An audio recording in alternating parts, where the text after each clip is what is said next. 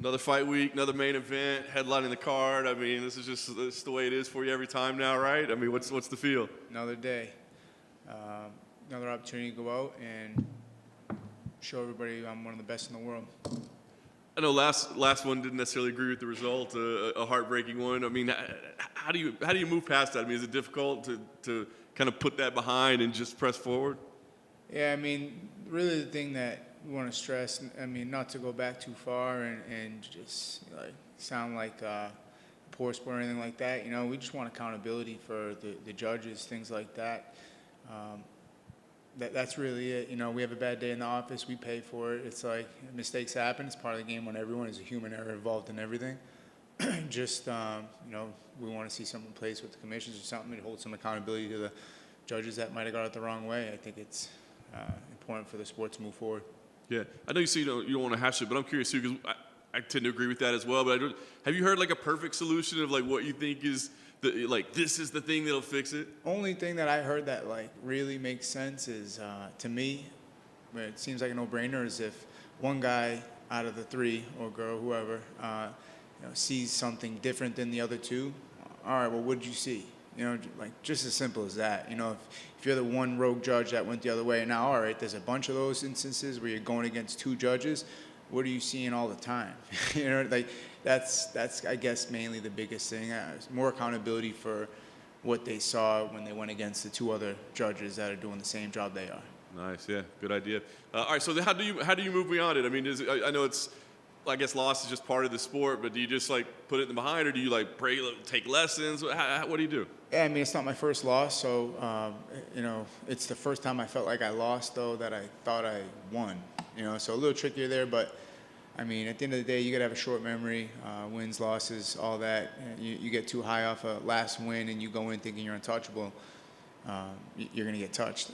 You know, so it's like the sport's very humbling. It's always on to the next no matter what, even after a win or a loss. So, you know, we understand we got a tough competitor ahead of us, and to not give him my full focus would be a mistake. So all hands on deck for this one, and all the focus is on Arnold Allen. Yeah, and I kind of joke about, you know, the main event thing, but I mean, are you able to sit back and be like, man, like I'm just racking up headliners, like clearly one of the biggest names in the division, one of the biggest names in the sport. I mean, is that still pretty surreal to you, or does it feel like, hey, that's what we worked for? That's what we work for, definitely. That's why you work so hard to have these opportunities, and there are no, for the most part, easy main events. You know what I mean? You want to be one of the best in the world. You're going to take on stiff competition.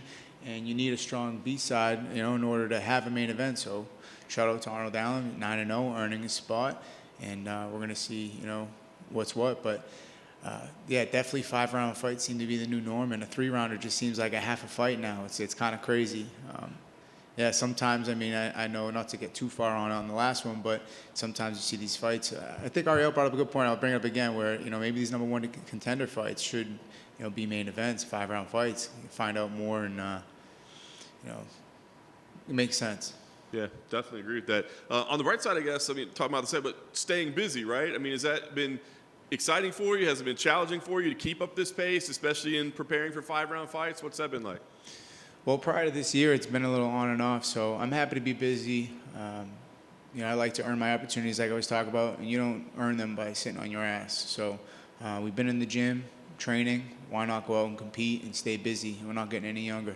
Yeah. Fresh name, I guess, kind of at least towards the top of the division with Arnold Allen. I mean, how long had you been kind of tracking him and seeing him as a guy that, you know, maybe I'll be facing down the road? I mean, 90% of my focus, if not more, is just on myself, improving my strengths and weaknesses, you know, and just becoming a well-rounded, more complete fighter every time I step in there.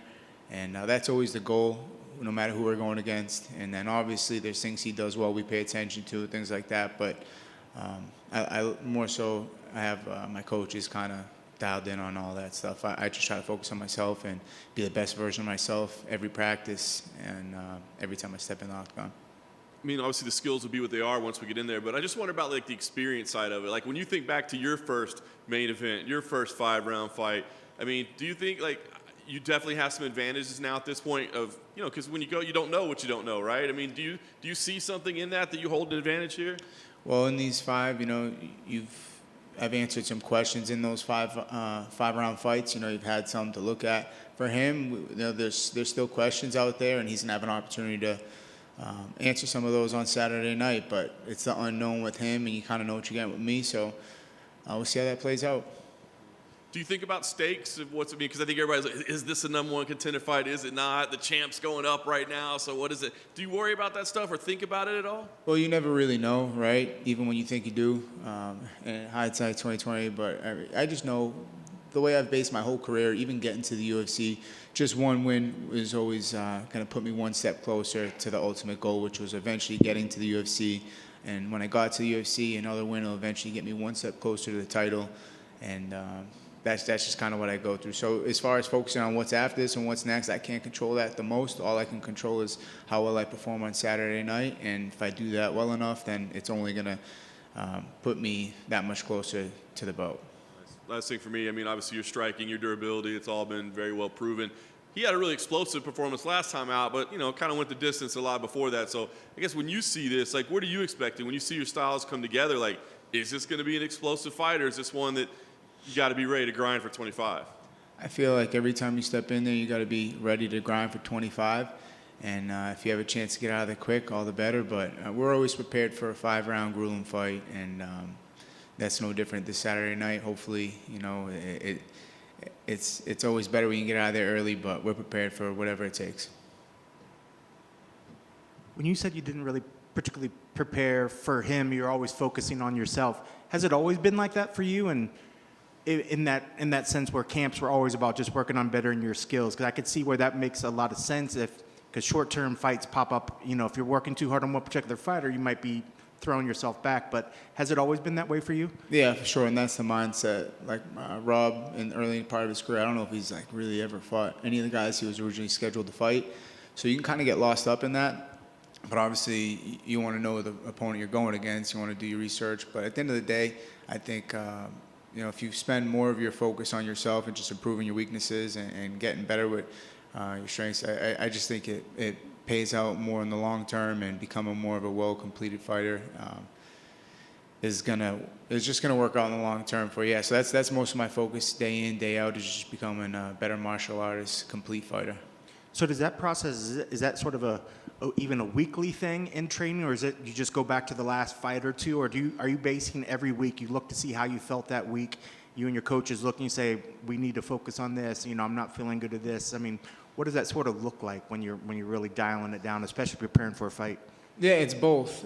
You know, in camp is going to be a lot of focus kind of around what the opponent's going to do. Don't get me wrong. Like, I know it sounds kind of awkward, but we're gonna stay within the game plan of you know, things he does well and things we're looking to do, and with that, it's like there might be spin-offs or questions off that, and then ideally, then there's just basic training where, you know, I'm trying to make improvements in between the fights, and that's not going to slow down just because I got a certain person that likes to fight a certain way. We're just trying to, you know, fill all the buckets and not put the emphasis too much on the opponent, although we are, you know, well aware of the things they bring to the table. You know, it's interesting. We saw him in here today, and then we see you come in, and you clearly look like the bigger guy. I mean, do you feel like you're going to be the stronger guy in there? And do you think that he's maybe going to have issues dealing with your size and strength? I'm not sure, honestly. I haven't stepped across from him like that or anything. And, I mean, muscles are cool, but they don't really win fights a ton of times. So I don't put too much emphasis on that. But, yeah, we'll see how it goes, man.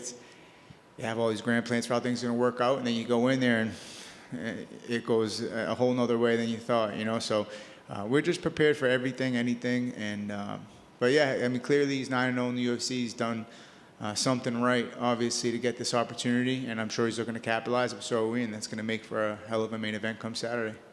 When you come in and you have a guy that's across that has like a 9-0, would that be extra special to take that 0 away? And is that something that you even think about, you know, or is it just like, you know, he's going to lose eventually? I mean, it's not like you try harder to take that first one for him. Well, I mean, it's not like I'm not trying to take his, you know, it's not, that's not my emphasis, you know, but he's also not the first undefeated fighter that I've come across looking to, you know, stake their claim. When you're en route to the title, you know, there aren't easy fights, and I'm well aware of that, and Yeah, I understand he's got a skill set that has, put him in a good position to get the job done.